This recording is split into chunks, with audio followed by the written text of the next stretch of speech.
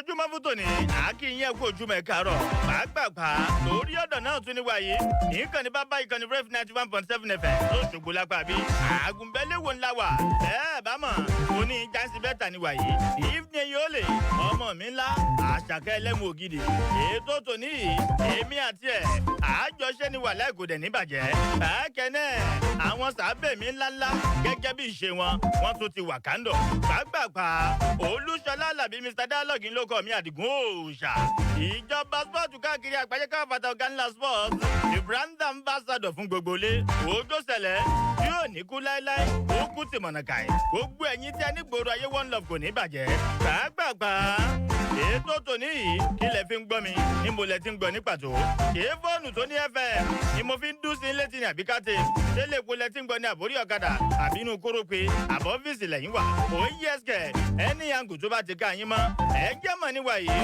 wípé àdìgún òòṣà ẹkùn ọkọ̀ lọ̀tẹ̀ ìjọba spọ́ọ̀tù ìjọba lámbà ọmọ kan ṣoṣo báyìí tí wọ́n pè ní children wípé ó tún ti wọ̀n láì pàápàá níwà yìí àbájáde fẹsẹ̀wọnsẹ̀ lọ́kàn òjọ̀ kan ibẹ̀ ni màá ti tò ó àmọ́ ṣáájú gbà náà a tún ti wọ̀ online lórí facebook àti instagram ni lọ́nà méjèèjì yẹn ìjọba spọ́ọ̀tù lẹ́fẹ̀ẹ́ wà kàn bẹ́ẹ̀ o ìjọba spọ́ọ̀tù níṣẹ́ lórí facebook àti instagram bákẹ́nẹ́wẹ̀ lórí ìtàkùn twitter lọ́hùn-ún àtijọba spọ́ọ̀tù wà ní lórí ìtàkùn twitter gẹ́gẹ́ bó ṣe jẹ́ pàápàá lọ́wọ́ yìí a bá sọ nípa àbájáde fẹsẹ̀wọnsẹ̀ ìdíje efcc àríwá ẹ̀dẹ̀ náà ti lọ́hùn pàápàá géèmù tànà unity football academy lánàá mẹ́ta sódò ní mọ̀nàkàì wọ́n fi borí kọtí prince of peace lánàá ọbaládé àlàáfíà gẹ́gẹ́ bó ṣe jẹ́ pàápàá fẹ́ẹ́rí fáínà ìdíje léyìí gẹ́gẹ́ bó ṣe ń gbé sí mi létí kò jẹ́ mírètì káàbàtà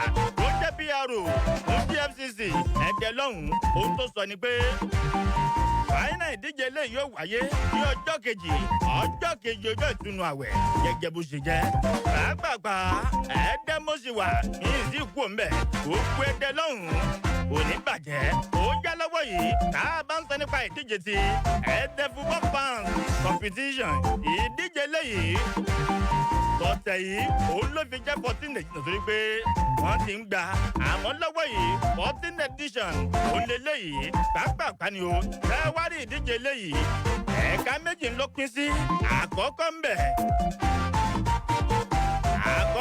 ni èlé tó jẹ́ free age lọ́pọ̀ yìí under 16 mọ̀nàkàì under 16 bákan náà second edition lélẹ́yìí pàápàá honourable tíátíá ọ̀làgójú wàsíù ó wà ọ̀làgójú wàsíù abíọ́dún ó wà pàápàá òun ló sponsor eléyìí àkọ́kọ́ nìyẹn ẹlẹ́ẹ̀kejì bákan náà ẹ̀wẹ̀ tí free age yẹn ní báyìí fọ́ọ̀mù rẹ̀ sì wà lẹ́yìn náà láti gba tiyín bẹ̀ pàápàá níwà yìí honourable rájí tawhid síjú adésóbò òun ló sponsor eléyìí tó jẹ́ ti free age ni o pàápàá lọ́wọ́ yìí under 16 bákan náà ẹ̀wẹ̀ èní gangan tó ń bá dago mẹ́rin èní gbẹ̀rẹ́ ní LA primary school ẹ̀dẹ́ lọ́hùn-ún gangan ni ó kì í gbọ̀ finally gẹ́gẹ́ bó ṣe jẹ́ pàápàá defending champion gbogbo Chelsea bàbá àwọn fáǹsì Chelsea lọ́wọ́ yìí under 16 là ń sọ o wọ́n mọ̀ kojú àwọn fáǹsì Barcelona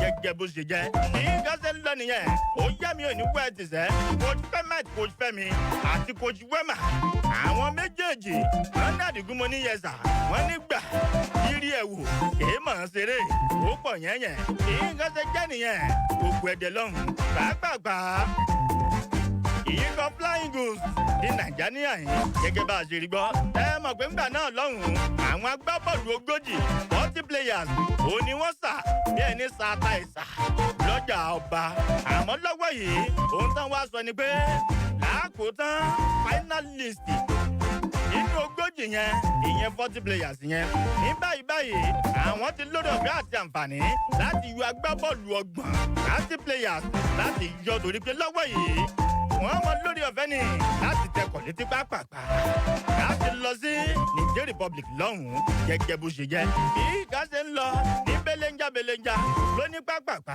lóní pápápá lóní ìdálẹ̀ níṣẹ́ lọ́wọ́ ìbákan náà tá a bá tún sọ nípa àbájáde fẹsẹ̀wọnsẹ̀ ìdíje ti UEFA Champions League ẹ mọ̀ pé ìdíje eléyìí àwọn àgbà ló ń gbà àwọn àgbà ló ń gbà kì í mọ̀ ń ṣeré gbàgbàgbà gbogbo Man City ká fàtọ̀ torí pé lálẹ́ àná yìí 90% àwọn fans Chelsea lálẹ́ àná wọ́n ní sẹ́ ẹ fẹ́ bọ́ Madrid lọ́wọ́ ìṣe ẹ̀yìn wá mọ́ àmọ́ ju gbogbo ẹ lọ Man City lálẹ́ àná bákan náà àmì ayò 4-3 wọ́n fi borí kọtí Real Madrid ká fàtà ní bó ló ṣe jẹ́ Kevin De Bruyne ẹ̀rí lọ́wọ́ yìí Kevin De Bruyne náà máa ń sọ nípa àkọọ́lẹ̀ góò tó jẹ́ pé ó yára jù gbáà nínú ìtàn champion ìpele semi-final.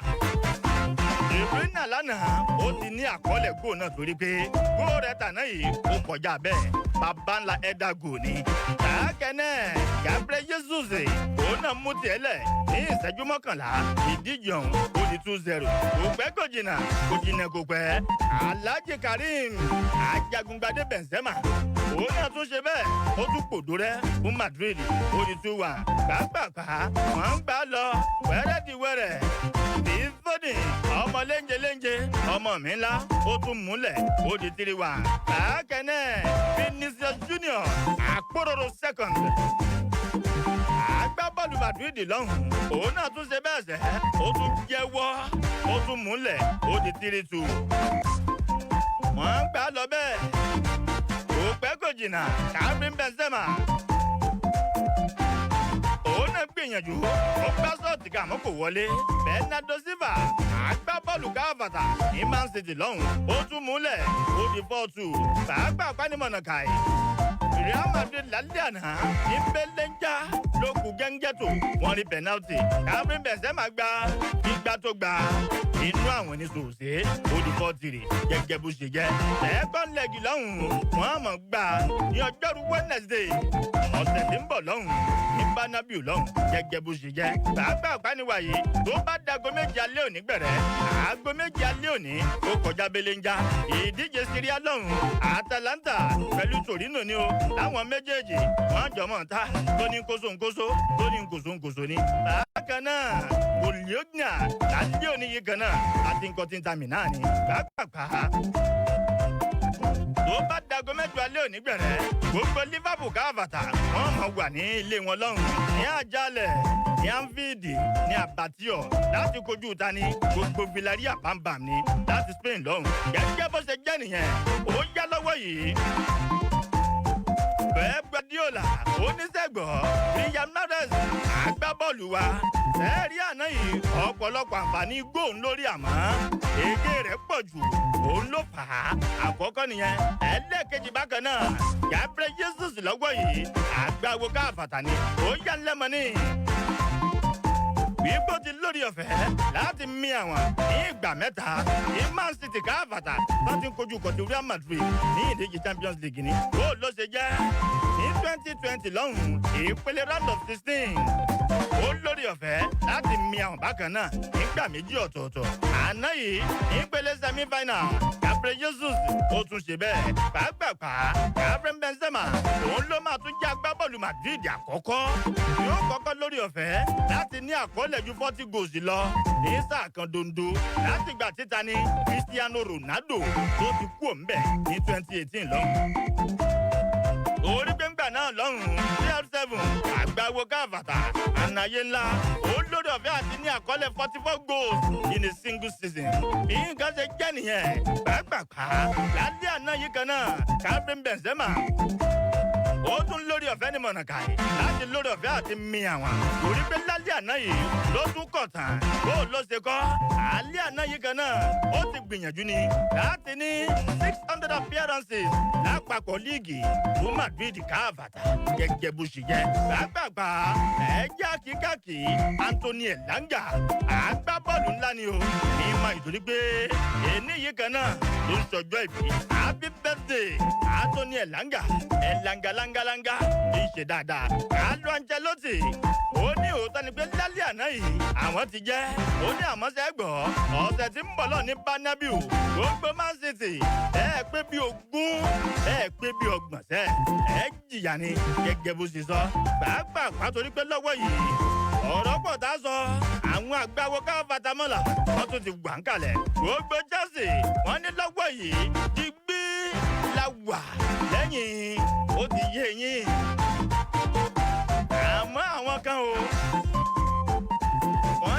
lọ́wọ́ yìí gbogbo Madrid bàbà òun làwọn bá lọ. ó yá mi ò ní wẹ́ẹ̀tì ìkọ́mi alájì akínládé kazeem kọ̀ǹsọ́ magic motors fountain àjàgbé rídíwàn gbogbo Chelsea ní UK lọ́hùn àgbáwo ni ó ń ṣe dáadáa. ìyẹn ò ní wẹ́ẹ̀tì akàrè jánu jamo fashion gbogbo Cameroon abdulwasiu adémọlá richie wáṣẹ káfàtà ẹ̀mí àgbogbo Chelsea ní kírun bá ń tọ́jú ẹ̀ lókè ìsinmi òòsà DJ Steam ayé ẹ̀ gbọ́nọ́sẹ́ tó wá kéré nu ayé ni gbogbo Chelsea kò ní bàjẹ́ ibi ẹ bá bá ọ̀tẹ̀ dé ìmọ̀lẹ̀ ayọ̀ òun náà tún pẹ̀ kristu bó ló ṣe kàn yín Man City ń gbá bọ́ọ̀lù Chelsea ń pe pàṣọ ẹ sọ́ra yín gbàgbàgbà ọ̀gbẹ́ni sambuku dà máìkì yín dà abẹ́ ti gbàgbé ẹ̀ sílé akínyìn ẹ̀kọ́ ojúmọ̀ ẹ̀ka àrọ̀ ọ̀gbẹ́ni adébíyí Sunday Samuel sambuku ẹ̀ka àrọ̀. ẹ káàárọ̀ àkí gbogbo èèyàn ara lé ẹkú etí ìgbọ́ látàárọ̀ àdẹ̀kùṣe látàárọ̀. lálàáfíà ńlá bá yín sà. pẹ̀lú Ọlọ́run. àǹtí wa tóbi lọ́ba ọ̀rọ̀ àgbàdé akínyìn ẹ̀kọ́ ojúmọ́ up Manchester United for life. a ti mọ̀ for life náà. ẹ káàárọ̀ ẹ kú ètò mú kí gbogbo ara lé pé a kú etí ìgbọ́ àdẹ̀kù ojúmọ́. ẹ pẹ̀lẹ́ láti ìgbà tí ẹ ti gbá géèmù Arsenal àti ìpàdé ara wa. bẹ́ẹ̀ni. a kàn ń pà lórí social media nìkan ni. bẹ́ẹ̀ni. ojúgbà yín ti wá wọ́n ti ojúmọ́ gbolẹ̀ bólẹ̀ ṣe gbá Arsenal. Kò lè ṣàmọ́ rí bẹ́ẹ̀ náà. torí pé Man U dàbí. according to bó ṣe ń lọ lọ́wọ́ ní Man U báyìí gbogbo alámọ̀ so ó ti lọ náà nìyẹn.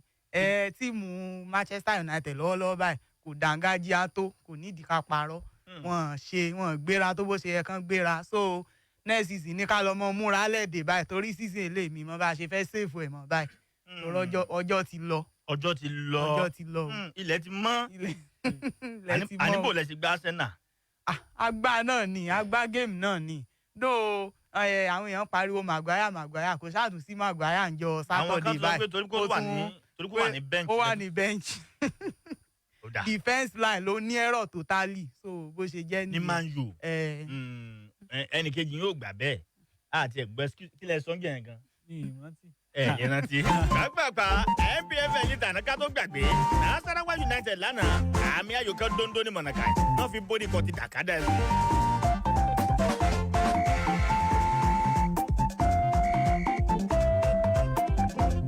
bákan náà lónìí NPFL Katsina United lónìí Àjàbíà Warriors ni ọ̀gbẹ́ni Tambuk ẹja gbé báyìí náà bá ń sọ nípa ìdíje NPFL lọ́wọ́ yìí Nasarawa lánàá àwọn náà ń win ẹyọ kan dondo sódò. 1-0 tán wí lánàá yẹn part bí wọ́n pè ní àwọn lucky win sọ pé ẹ̀rí pé penalty náà fi score láti 31 minutes náà ti penalty score but thank God pé wọ́n delay ẹ̀ títí di extend because táwa wo Dakada jẹ́ mi mọ̀ bá ṣe máa ń ṣe kinní kan kinní kan tó bá ejò tara ń kan lọ́wọ́ ẹ̀tọ́ yẹ pé àgékù ejò tó ń ṣòro ní Dakada because Dakada ń fight láti mú relegate wọ́n tó wà number 16 so gbogbo tó bá ti mọ̀ pé àwọn nísìnyí táwa rí pé bọ́n ṣe lose nísìnyí wọ́n lose almost much goals mọ́ táwọn ti consider táwọn báwọn lè equalize or àwọn lè win táwọn ti consider goal ẹ̀yọkàn yẹn wọ́n á draw because wọ́n mọ̀ pé it is part of the rule ní PL and ní NPFL ti àwọn goal difference so wọ́n try láti make sure pé táwọn bá ti olùmọ̀ṣẹ́ lọ sí Wednesday tán lose 1-0 wọ́n ti mọ̀ pé táwọn náà bá tún wálé bó jẹ́ draw àwọn máa rí pẹ̀lú ẹni tó wà lẹ́yìn ọ̀dà àwọn tó jẹ́ Lobby Star tó ní 26 points ohun tó jẹ́ Dakada ní 27 points so tó máa play nílé tiẹ̀ tó bá máa help ẹ̀ Canopy àti máa play lónìí so nǹkan Abia Warriors náà máa play lónìí so àwọn tó wà lókè ẹ̀ wọ́n jọ wà ní the same point náà jọ wà 27 gbogbo wọn jọ wà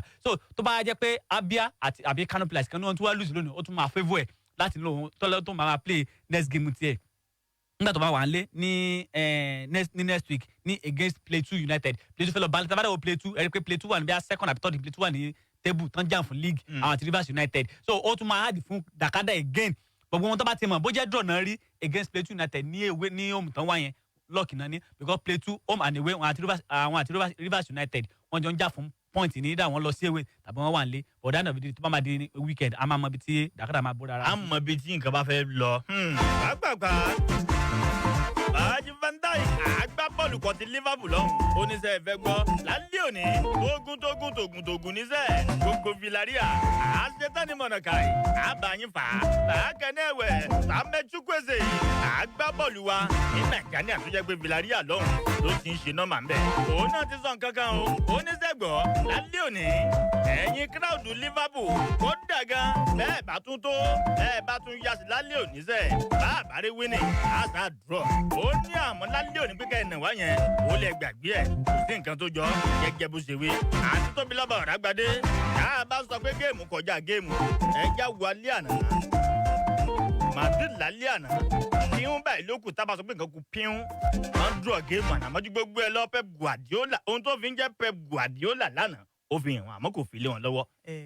ṣe rí Manchester City mo kí wọn pé wọ́n kúṣẹ́ lánàá ṣe rí tó bá ti dé irú ìpele tí Champions League wà yìí ọ̀rọ̀ semi-final à ń sọ yìí tó kángun sí final Man City wọ́n fi irú nǹkan bẹ́ẹ̀ yẹn ṣeré the same thing pẹ̀lú Madrid náà kò sẹ́ni kankan tó wá ṣeré náà àwọn méjèèjì lánàá yẹn tó látìgbà tí ìfẹsẹ̀wọnsẹ̀ yẹn ti bẹ̀rẹ̀ láti rí i pé ìjà gidi lélẹ̀ tó ti bẹ̀rẹ̀ De Bruyne ló sáré mú gò yẹn lẹ̀ mú ní máàcì yìí mi kọ́kọ́ expect pé gò máa sáré wọlé bẹ́ẹ̀ yẹn mo ti expect pé nǹkan tó máa tight gan pé kí gò tó wọlé gan á pẹ́ at the end of the day gò méje nínú máàcì yẹn wà lára àwọn máàcì tó yẹ pé match of the season ni ó wà lára àwọn match of the tó yẹ pé máàcì tó le tó lágbára gan ni máàcì yẹn wà so ní àná yẹn Man City díẹ̀ ló kù Madrid ò bá draw lóòótọ́ tó wáyé pé Real Madrid rí bíi bóyá a minute or 2 minutes sí lánàá yẹn game yẹn lè wọ draw torí ó dé stage kan mo rí pé wọ́n jí tán throughout that second half Madrid jí tán first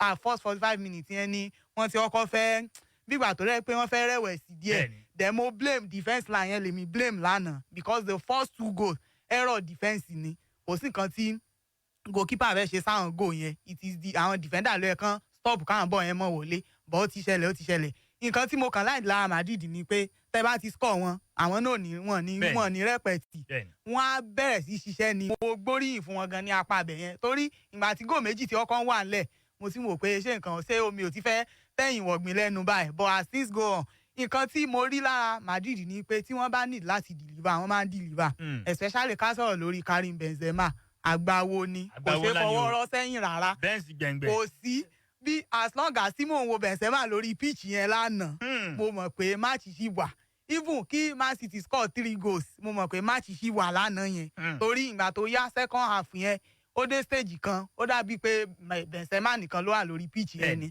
but Man City náà àwọn náà fààyè gbà wọ́n defence Man City wọ́n ṣiṣẹ́ gan lánàá because wọ́n try wọ́n block ọ̀pọ̀lọpọ̀ goal scoring chances tí Madrid ní then goalkeeper Man City náà ara ẹ̀ balẹ̀ díẹ̀ lánàá yẹn tóró náà ara ẹ̀ máa ń sábà ṣe ara ẹ̀ balẹ̀ díẹ̀ lánàá yẹn because there are some chances tó safe then lápá títí Man City gẹ́gẹ́ bí coach wọn ṣe sọ pé Mahrez lánàá yẹn ó sọ àwọn chances tó pọ̀ nù even there are some passes tó yẹ kó make tó yẹ pé easily náà máa fi score bóyá òun náà fẹ́ go ó fẹ́ ní àkọọ́lẹ̀ go dáadáa ni I don't know so ó sọ a lot of chances nù lánàá tó yẹ pé bírú first half yẹn náà bá ti ní bí goal 4-5 sílẹ̀ but ó bà ní kò tí ì bàjẹ́ second leg yẹn gangan ni the main kékeré tún ni tànà second leg yẹn máa le ju tànà ìlọ ó máa le gan torí Santiago Bernabeu nílé Madrid wọ́n máa tá tán síbẹ̀ ni pẹ̀lú scoreline tó dẹ̀ wà nílẹ̀ match sí open fún anybody is 4-3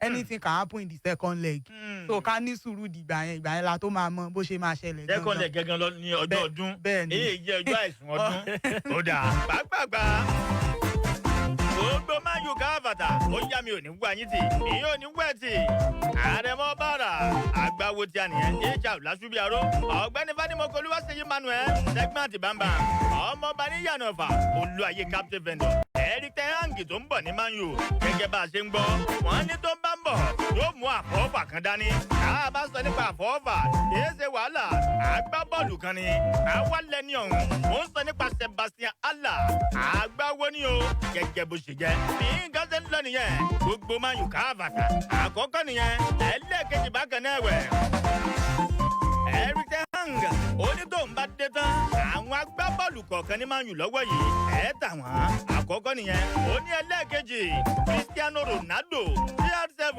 àgbáwo ńlá ipò àgbà tó tọ́ sí ẹ̀fì ibẹ̀ ọmọ yẹn dáa kì í bá so òun àti David Hia oníṣègbọ́ nǹkan ìbá ti ṣe Man U gẹ́gẹ́ bó ṣe wí. ìbílìndà òkè ó ti dé pàápàá ẹ má yí kó bí a ṣe ń bọ̀ a fẹ́ tajà ni àbá tajà kèétí ìgbé oyè ó ti yẹ̀yìn náà lórí ọ̀dọ̀ náà sì ni wàyí nìkan ni bàbá ìkànnì Rev 91.7 FM.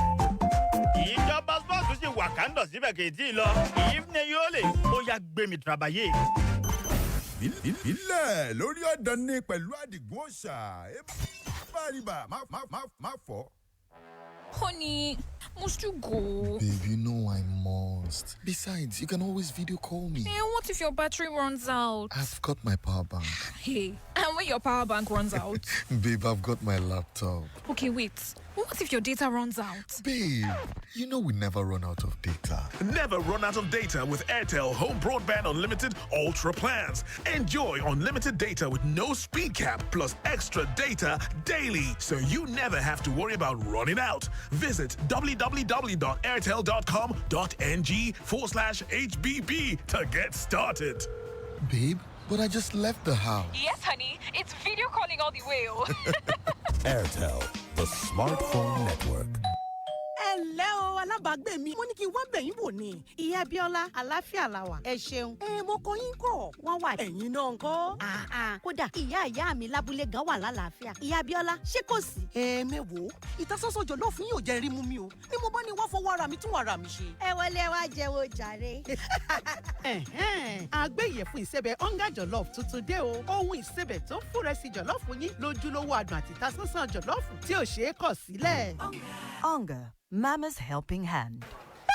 Ebuka, I send you 1,000 naira. You go load 8,000 naira. Be at this boy in Apuara there.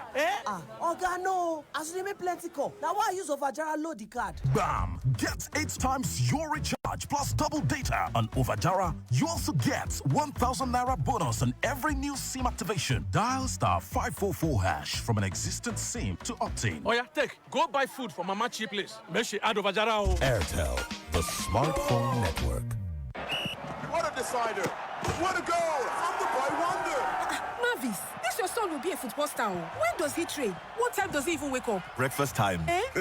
No. He wakes up earlier, but when I give him Milo with breakfast, that's when I see that the champion in him is awake. Don't just wake up your child. Wake up the champion in him. Let Milo Active Go and the natural goodness of malt, milk, and cocoa help wake up the champion in your child every day. Milo, energy to go further. Guy, if I see 10K a wolf like this, holiday chillings don't settle. On top 10K? See you with that 10K, I go get router with up to 240 gigabyte extra in the Airtel all-time mega offer. You don't mean it. For real, even with 5K, you'll get a MiFi with up to 125 gigabyte extra. But you have to hurry while offer lasts. Mean everyone can own a device this season. You get it. Airtel, the smartphone network. A ti wà lórí ọ̀dàn pẹ̀lú ìjọba sport má yí kúrò fílẹ̀ síbẹ̀.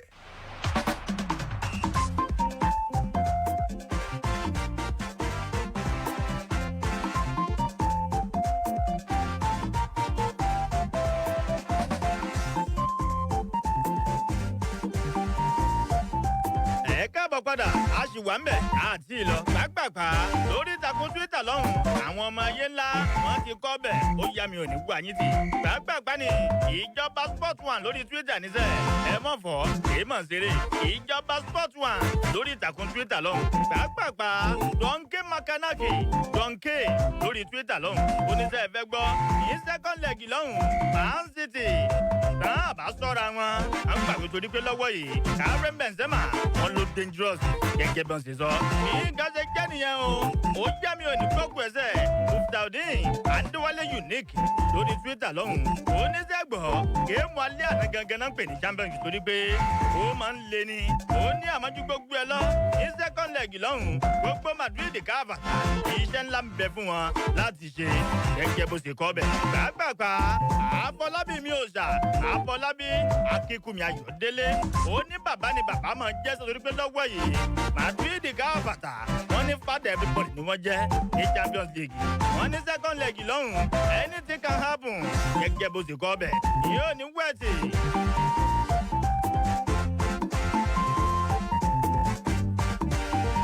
ọ̀gbẹ́ni Sambuku ẹ káàbọ̀ padà ẹ ní dààmú akínyìn ẹ kojúmọ́ lẹ́ẹ̀kan sí i. ẹ káàbọ̀ padà. ó yá pápápá ẹja ti bí ìgbé ẹja wù lánàá torí àrí tweet yín kan àbí post yín kan platform kan ntẹ ẹ̀kọ́ ọbẹ ni wípé Carlo Ancelotti ó ń fi orí ọkà ahọ mú pé kò tí ì kẹ́kọ̀ọ́ lára rògbòdìyàn ìyẹn àjálù àrélù tó fẹ́ bá against Chelsea tí ó ṣe introduce Marcelo lánàá.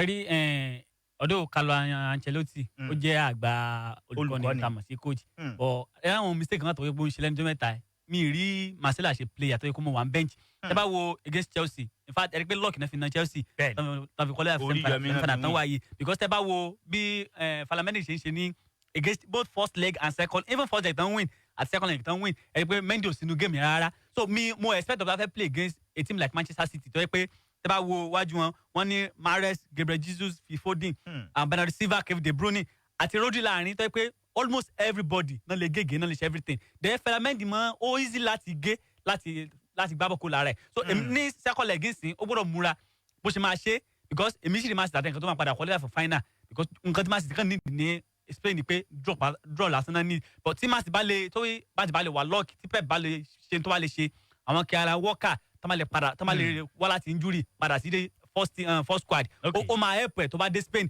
because pẹ̀lú àwọn Laporte yẹn àwọn nísìnyí Johnston injury lánàá àwọn Diaz so ó ní di Kyle Walker yẹn ó ní di aggressive defender tó máa ṣiṣẹ́ fún ọ ní tó bá dé Spain lọ then Madrid náà Ancelotti ní di Marcelo lọ́jọ́ yẹn because ẹni dà cross tẹ́ bá wo Real Madrid as a team ẹ rí pé lẹ́yìn Junior and Benzema àwọn ló ń score fún wọn ẹ wo lánàá nínú squad Man City score 4 goals kò sẹ́ni tó score goal méjì nù àwọn tó score 4 goals yẹn ẹyọ kọ̀ọ̀kan everybody score láti wájú ẹwọ wájú àtàrin wọn wọ́n score wájú wọ́n score láàrin so almost that squad almost everybody ló score even láti ẹ̀yìn ẹwọ kàwọ́ kí wọ́n wà tó ní injury ẹ rí pé pẹ̀lú àwọn goal tó mọ̀ òun náà mọ̀ score ọmọ sasses dáadáa so Pep need láti then tẹ́ bá wo àwọn matches tó máa play ní weekend nísìn Madrid máa play Espanyol Madrid need just a draw against Espanyol láti gba league Man City ń tiẹ̀ wọn àti Liverpool ṣì ń jà fún league ní just 1 point lọ́wọ́ láàrin wọn ó máa play Leeds United tẹ́ bá wo Leeds as a team ó jẹ́ team tó máa ń fún ní stress gan náà nísìn èmi expect against Leeds United kó bench Henderson kó jẹ́ kí Steven kó because Henderson náà ayọ̀pọ̀lọ́ máa ń pọ̀ in fact mi mọ̀ pé ó lè ṣe báyìí lánàá because tóun náà bá ti rí big team táwọn ibi méjì ló ń play ó mọ̀ fẹ́ all camera on him nǹkan tó mọ̀ fẹ́ ṣe nìyẹn ẹ̀pẹ́ yẹn náà máa ń ṣe this Bayern Munich goalkeeper Manuel òun náà máa ń ṣe nǹkan báyìí dáadáa tó pé all camera lójú all the time ni ẹ pé result lánàá lóòótọ́ wọ́n win lánàá but result yẹn kò tí tẹ Pep lọ́rùn because ìgbà tẹ́ score 4-2 lẹ́kẹ̀ẹ́ ṣe gbọ̀n nǹkan tá a bá lè ṣe láti mọ̀ pé result yẹn remain just èmi expect at least wáyé pé wọ́n lè win 4-1 lánàá yẹn ni ó máa help wọn but that 4-3 ó máa hard but when it comes to Pep Guardiola everybody mọ̀ pé Guardiola one of the best coach in the world ni tó bá dé Spain nǹkan tó ní di Spain kò ju draw lọ èmi sì rí àṣẹ nǹkan tó máa padà wọ final at the end of the day tó máa play second in the next. kí ni Madrid ní láti qualify. winning no need wọ́n ní winning at least 2 goals upward no need 3-1 2-0 n tán need ni tán sì play 2-1 wọ́n sì máa padà lọ fún extra time then tó bá dé extra time eléyìí Chelsea lè weak ní extra time but Man City máa gé ẹ wo at least close to 3 chances clean chances lánàá ọ̀nà miss ní first half ẹ pass fúnra yín ẹ wo bọ́ọ̀tì Junior fi lọ score bó ṣe gé Fernandinho ó dùn Pep gan pé òun expect bó ṣe dé old player tó experienced player wọn kò tọ́ mọ ẹbí ṣe ó wọ́ọ̀sì fún Junior náà kò ó Fernandinho kò lẹ́yìn kó máa ṣe lókun báyẹn. ó dà kò ní bàjẹ́. gbàgbàgbà lórí ìtàkùn Twitter lọ́hùn-ún Sam Ṣẹ́gun oníṣègùn géèmù alẹ́ àná yìí olùkọjá bẹ́ẹ̀ àmọ́ ju gbogbo ẹ̀ lọ ó ní Madrid káfàtà máa ń mèkè láti wọ fáínà gẹ́gẹ́ bó ṣe kọ́ bẹ́ẹ̀ gbàgbàgbà ó já mi òní wẹ́ẹ̀tì Mahfouz lórí Twitter lọ́hùn Ọláwálé _Wálé 027 lórí Twitter wọ́n ní sẹ́gbọ̀n géèmù alẹ́ àná yìí ó ti jẹ́ ẹ̀kọ́ ńláńlá fún Pep torí pé ní second leg lọ́hùn gbogbo ọ̀nà gbogbo ni wọ́n sàn án láti win gẹ́gẹ́ bó ṣe sọ. Àákẹ́ náà ti ń wò àgbáwo káfàtà ọlá ti ń wò fẹ́ràn mi ọmọ mi ńlá ń ṣe dáadáa. Oníṣègbọ́ Man City wọ́n kàn ń gbìyànjú ni alámadúrí Real Madrid gangan lọ́wọ́ yìí àwọn gangan ni wọ́n ní ọ̀nà tó ọ̀nà èyí yẹn lọ sí final alàgbárí orí ní gbogbo Twitter lọ́hùn. Ó níná wàhálà lọ́wọ́ yìí Liverpool ní mọ̀nàkàì àti Man City ní final ẹ mọ̀ fọ́ gẹ́gẹ́ bó ṣe kọ́ bẹ̀ pàápàá. Abraham Lincoln ní gbogbo Twitter lọ́hùn ó ní fún òun ní tòun ó ní géèmù náà ó sì wà wide open ni second leg gangan láti mọ WhatsApp gẹ́gẹ́ bó ṣe kọ́ síbẹ̀ àti Tóbilọ́ba Ọ̀rágbadé alẹ́ yín tẹ̀lé ní second leg mà. Real Madrid. ẹ tẹ̀lé ọ̀gbẹ́ni Sambu ńkọ́. Man City ni. lókè lẹ́tẹ̀ láti. jerry result àná yẹn at least 60 or 70 ó sì favour Man City. jerry nǹkan tẹ́mi kì í ṣe pé Man City àti team gangan but Guardiola gangan ní issue because tó bá dé Spain gbogbo tó bá mọ̀ ló fi máa rí draw against Real Madrid. Real Madrid nílò láti step pẹ̀lú àwọn players Ancelotti ó need láti step pẹ̀lú àwọn players kò sí náà tó lè ṣẹlẹ̀ wọ́n sì máa play Espanyol.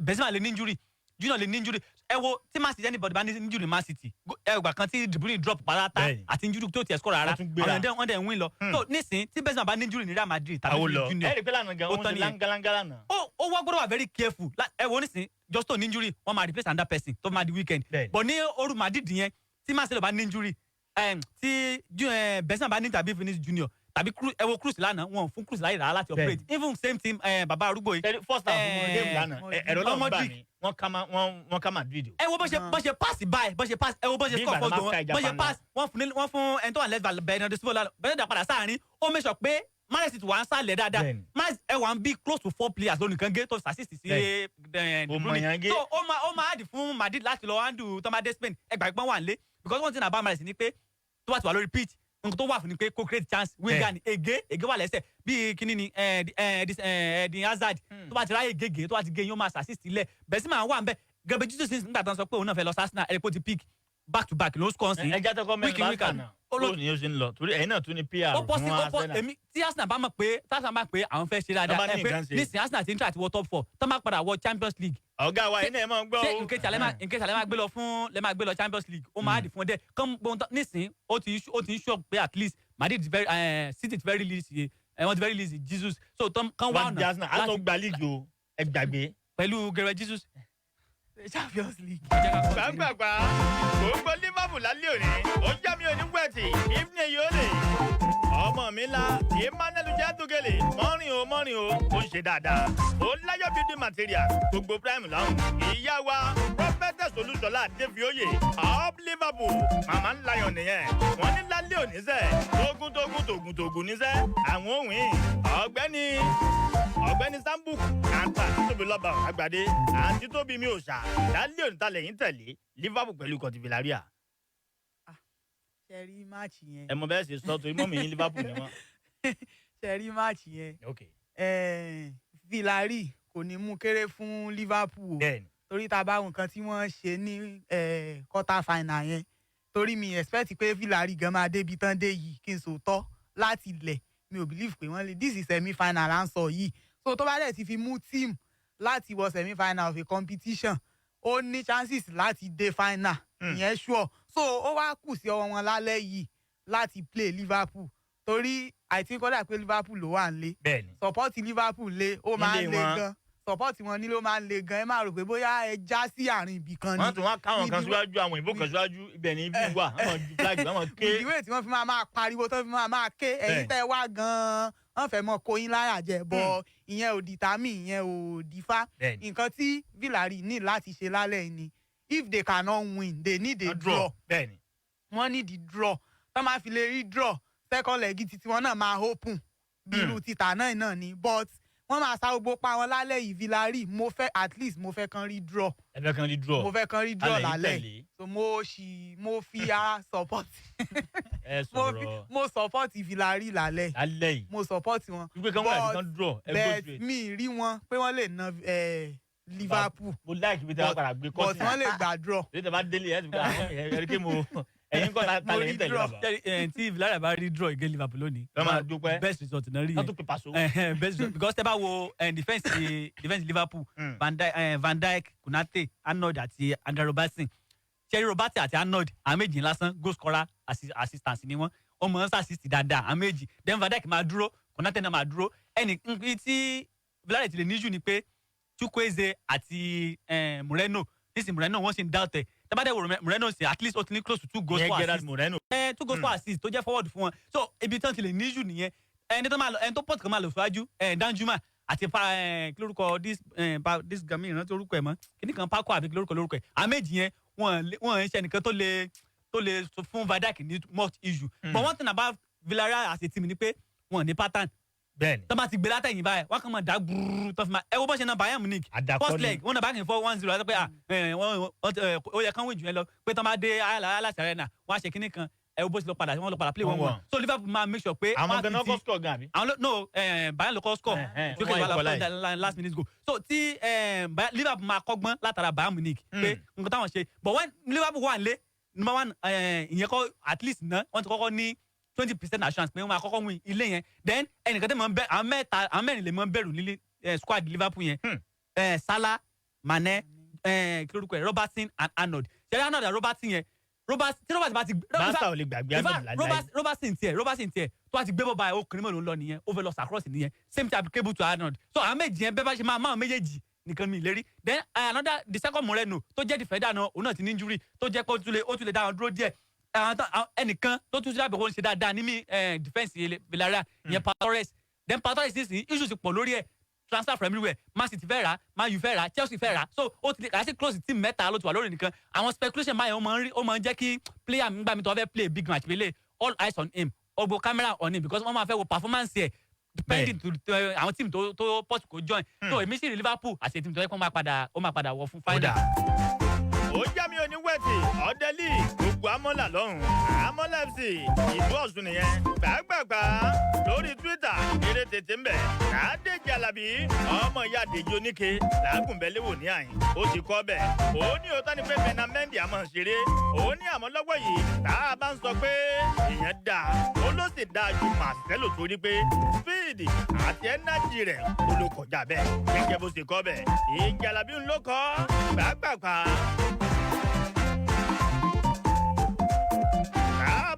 káràkátà mídòmídò bákan náà ọ̀gbẹ́ni Sambo wọn lẹni tẹ hangi ń bọ̀ ó ń bọ̀ ní Man U àti gbọ́ àti mọ̀ kìí ṣe ìròyìn mọ́ ìròyìn bẹ̀ ni pé Sebastian Haller tó bá ń bọ̀ yóò gbé ní kọ́ńkọ́ lọ́rùn wá sínú kọ́tì Manchester United.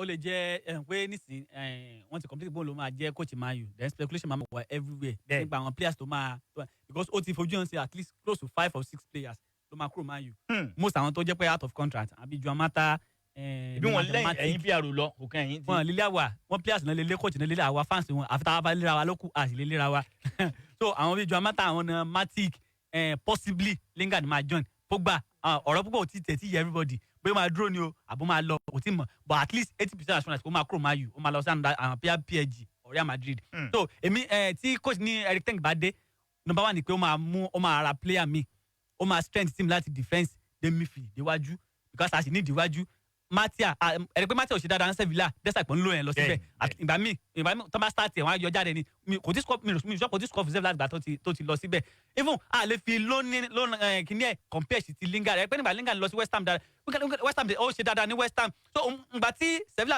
Sevilla fẹ́ gba Matia gbà yẹn in fact mo prefer kí Matia dúró ní England kó ṣe lónìí ní England ju kó lọ sí another country lọ because tó bá wà ní England jẹ́ competitive league tó yẹ pé at least every week na máa rí performance ẹ kì í ṣe bọ̀ ìgbà tó bá lọ bẹ̀ yẹn ìgbà tó bá score nìkan level máa kàn pé Matia score mo bó ṣe score bí yóò kàn fara kó bọ̀ wọlé níbi anything so tí Eric Ten Hag bá dé ó máa iwájú ó ṣọ̀pọ̀ máa strength iwájú because Ronaldo á lò jù ní Man U bẹ́ẹ̀ 2 years bẹ́ẹ̀ this season and next season tó máa the next 2 seasons ó máa fẹ́ lọ because pẹ̀lú bá a ṣe ń gbọ́ after World Cup ó bọ̀ tó kó náà retire ní international duty ìgbà tó wà retire international duty tó bá máa wà ní club side ó pẹ́ ju ọlọ́dún méjì sí mi rò pé lè retire sí Man U pẹ̀lú bó ṣe mọ́ sọ́ngbà ẹ̀pọ̀ òun sì fẹ́ lọ sí Sporting Lisbon again láti retire ti Sporting ẹ̀pẹ́ ibẹ̀ ló ti bẹ̀rẹ̀ so tí Eric Ten Hag bá dé defence wa I need our defender at least centre back méjì in fact ó possible kó replace Wan-Bissaka because mo ń gbà ọdún Wan-Bissaka àwọn Wan-Bissaka mọ́ láwọn tákù kọ̀ọ̀kan tó yẹ pé kì í ṣe gbogbo coach ló máa like ẹ wo fìdí ẹta nísìn brara fu ẹ rí pé n tiẹ̀ Wan-Bissaka kò like Wan-Bissaka àtọ̀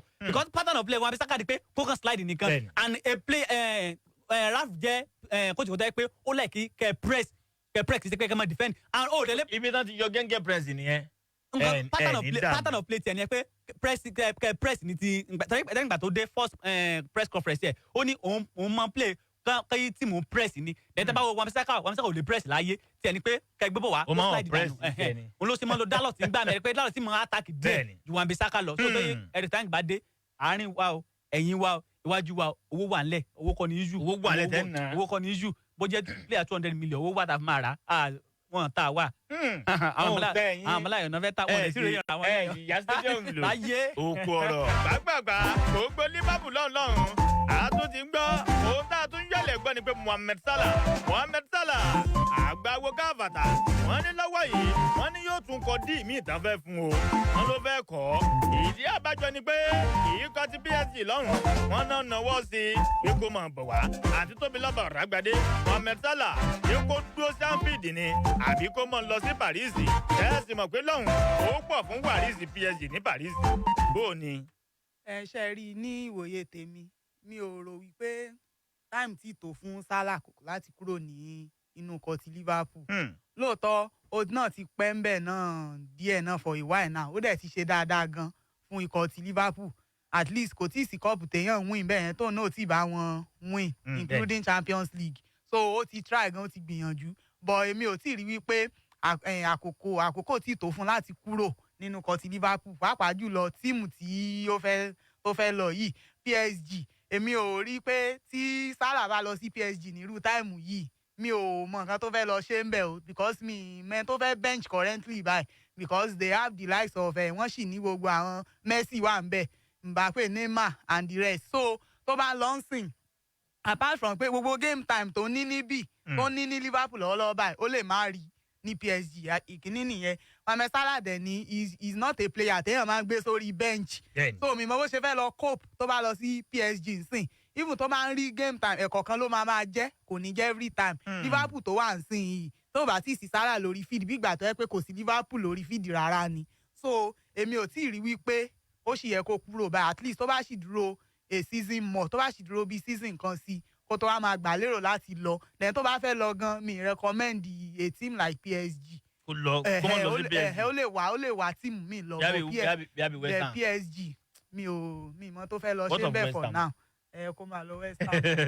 ọ̀gbẹ́ni Sambu Mohamed Salah. sẹ́rí Mohamed Salah kò gbọ́dọ̀ o tẹ sẹ́rí PSG náà kì í jẹ́ ṣe option fún láyàwó PSG as a team Di Maria wà ń bẹ̀ Mbappe wà ń bẹ̀ àwọn gan tí yìí tó jẹ́ Prince of Paris then ó hard fún anybody even me anybody láti dé PSG sìn kó bó ṣe dáa tó wọn ní bench Mbappe fún ẹ unless ó yẹ pé PSG ti ní mind àti tan Mbappe lókù láti pé ẹ̀rí pé ẹnu ti ń kun náà láti lọ sí Real Madrid but wọ́n ti mọ̀ bẹ́ẹ̀ wọ́n máa extend contract ni o bẹ́ẹ̀ kò ní extend contract tó bá jẹ́ pé ó padà lọ sí Real Madrid o bẹ́ẹ̀ torí ẹ̀ náà ti fẹ́ padà ra Salah but èmi kò tí ì Salah as a player tó máa kó ní Liverpool because ibi tí ilẹ̀ bá ti ń dẹ̀ fún ẹ abẹ́ta kò sì dúró síbẹ̀ for now tẹ́bá wo Liverpool bẹ́ẹ̀ wọ́n ṣe sọ lẹ́ẹ̀kan pé Liverpool no Salah no Liverpool ni then one thing about Liverpool ni pé Liverpool wọn ṣe máa ń yù tó yẹ pé wọn máa dẹ̀ mọ́lẹ̀ pé jọmọ́ ẹ̀ ti lọ tó wá ló fẹ́ lọ ẹ rí i pé ìgbà tí speculation ti wà láti bí last 2 seasons pé òun ní extend contract ẹ̀ ó máa extend ẹ̀ Lucas Diaz ti dé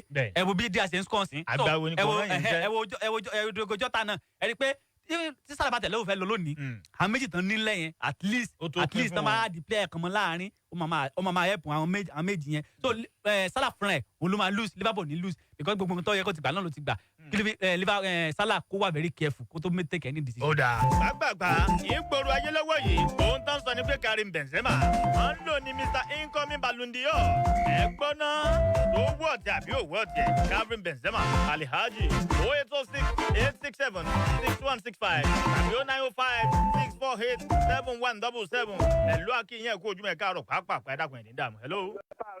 ó kọ yín. Táíwò àṣà ìlédì rẹ̀ látẹ̀dẹ̀. ó yá mi ò ní wá yín tì gbogbo ẹ̀dẹ̀. Up Chelsea. for life ni àwa dúró tán. now tẹ́rí Karim Benzema òun náà lè gba Ballon d'Or. Ballon d'Or. torí iṣẹ́ rẹ̀ ó tanu gan. bọ́ àná Man City àti Madrid bí Chelsea ṣe gọra wọn làwọn Man City náà ń gọra wọn lọ́wọ́ báyìí. torí gbà tẹ́ ti win fọ́ọ̀kù yẹ ọ̀yẹ́ ká jẹ́ Madrid dá kan padà. Santiago Bernabeu yóò fẹ́ nira fún Man City o. a fẹ́ nira díẹ̀. yóò nira díẹ̀ fún wa o. ó dà ẹ ṣe bàbá. ẹ̀lú akínyẹ̀ kó ojúmọ̀ ẹ̀ka àrọ̀. hello. ẹ̀lú àdìgún sà. orúkọ yín sà. Wàbílì Lábìjẹ́ látẹ̀dẹ̀. àgbà gbé fún ó pọ̀ gbogbo Liverpool. gbogbo Liverpool. ó yá àgbà ó yá. àwọn Villarreal máa ń bẹ̀bẹ̀ pé wọ́n máa ń lu àwọn ju márùn-ún lọ. wọ́n ń bẹ̀ yín ni. wọ́n ń bẹ̀ wá pé kọ́ mọ́ ju márùn-ún lọ lónìí o. ó dà mo ti gbọ́. ẹ̀lú ta ní bẹ́ẹ̀ sí ẹ̀lú akínyẹ̀ kó ojúmọ̀ ẹ̀ka àrọ̀ pápá ẹ dákun. hello. hello yìí. pápá. yes sir. Tàgbà lórúkọ mi. mo ń gbọ́ yín sà. láti tẹ̀lé mi. mo ní second leg game Man City. mo rí pé Man City máa qualify. Ó dà. Àgbààgbà ẹja máa lọ fún tòní. Ìfúnni yóò lè àjọṣe ni. Olúṣọlá Àlàbí Mr. Dialogue ló kọ́ mi Àdìgún Òòṣà. Ìjọba sport káàkiri àgbáyé káàpàtà ọ̀gánilá sport. Ibrahim ambassador fún gbogbo ilé. Àfíìsì Ìbátọ́pẹ́ yóò ní wẹ̀tì. Bye for now. Ó dàbọ̀. ṣe rí i pé góòlù ṣe fi wé pàǹdà ṣákì ó yàtọ̀ gan-an bẹ́ẹ̀ ṣe gbọ́ gbádùn ẹ̀ lónìí ẹ̀ tún gbọ́ bẹ́ẹ̀ lọ́la lọ́tún àrà ní ìjọba sports là ń bà pọ̀ ó ṣók. Rave 91.7 FM ó ṣàpràprà. ẹ jẹ́ máa fi àsìkò yìí kí gbogbo ẹ̀yin olólùfẹ́ wa tẹ́ ń láǹfààní àti gbọ́ wa ní ìkànnì yìí ìpè ẹ̀túnkọ́ àkókò yìí o nǹkan tí yóò ṣe wá láǹfààní tá a mọ̀ sí àfihàn information òní mo mú wa mo ní ọ̀gbẹ́ni kan ní yàrá ọ̀dọ̀ wa ń bí tí wọ́n láǹfààní àti sọ àǹfààní wo gan ni wọ́n mọ̀ wá torí téèyàn bá rí àǹfààní tí ń lọ láwùjọ ẹ̀ń tó ń wò lè tẹ́wájú ẹ kú àsìkò ìsà o. ẹ kúlé olóòtú. ẹ bá ń dárúkọ yín fún gbogbo àwọn aráalé. orúkọ tèmi ni ọ̀gbẹ́ni ìyàndá ayọ̀dèjì. tá a bá wo ọ̀gbẹ́ni ìyàndá ayọ̀dèjì iléeṣẹ́ Slint Institute of Aviation and Technology mo rí pé ẹ ti wá kí ni iléeṣẹ́ yìí kí ló gbé dání kí ló dalẹ̀. ẹ ṣe olóòtú iléeṣẹ́ yìí ní í ṣe pẹ̀lú ẹ̀kọ́ tó dẹ̀ ní í ṣe nípa èyí tí a ń pè ní aviation àti technology. ọ̀rọ̀ ọkọ̀ òfurufú àti ìmẹ̀rọ. bẹ́ẹ̀ ni sà. pẹ̀lú ilé ẹ̀kọ́ yìí ṣé ẹ kàn ń kọ́yàn bí ilé ẹ̀kọ́ ni àbí à ń ṣe sẹ́mínà kí fáwọn èèyàn. nílé iṣẹ́ wa à ń kọ́ ènìyàn ni kò kì í ṣe sẹ́mínà à ń kọ́ ènìyàn ni. lára àwọn ẹ̀kọ́ tí à ń kọ́ àwọn èèyàn ní ilé iṣẹ́ wa màá mẹ́nu bà díẹ̀ ńbẹ̀. lára ẹ̀ ni èyí tí à ń pè ní flight attendants. àwọn ni àwọn tó máa ń wà nínú ọkọ̀ òfurufú. lára èyí tá a tún kọ́ àwọn èèyàn ni èyí tá à ń pè ní helicopter landing officers. àwọn tí máa rí bí ọkọ̀ ojú òfurufú ṣe máa bà. bẹ́ẹ̀ ni sà. then ara èyí tá a tún kọ́ àwọn èèyàn lọ́dọ̀ wa ni èyí tá à ń pè ní travel agency management. èyí ní í ṣe pẹ̀lú àwọn ènìyàn tó fẹ́ dá travel agency sílẹ̀. àwọn tí wọ́n máa sọ pé bàá fẹ́ rìnrìn àjò wá sọ́dọ̀ wa o. bẹ́ẹ̀ ni sà. ìbá ilẹ̀ nílò. bẹ́ẹ̀ ni sà. lára ẹ̀ náà tún ni airline ticketing and reservation. àwọn eléyìí náà lè bá àwọn ọkọ̀ òfurufú ṣiṣẹ́ tí wọ́n á jẹ́ bíi ticketing officers wọn. iye owó ọkọ̀ òfurufú yín rèé o. bẹ́ẹ̀ni a dẹ̀ tún kọ́ àwọn èèyàn náà ní customer service management. èyí ní í ṣe ẹ̀kọ́ nípa bí a ṣe lè kọ́ àwọn ènìyàn nípa bí wọ́n ṣe lè bá customer sọ̀rọ̀ tí iléeṣẹ́ àdẹ̀jì rẹ̀. oníbàárà torí ẹlòmíì ọ̀kulẹ̀ lẹ́kọ̀ọ́ bí yẹn ṣe bó ń bàárà sọ ìdọ́jà rẹ̀ fi tètè wọlé. ó lágbára sá. mo tún rí kan tẹ́ pè ní technology courses èwo ni àwọn èèyàn tó dálé. lára àwọn technology courses wa tá à ń ṣe. àkọ́kọ́ lọ́dọ̀ wa à ń kọ́ àwọn èèyàn nípa software development for web.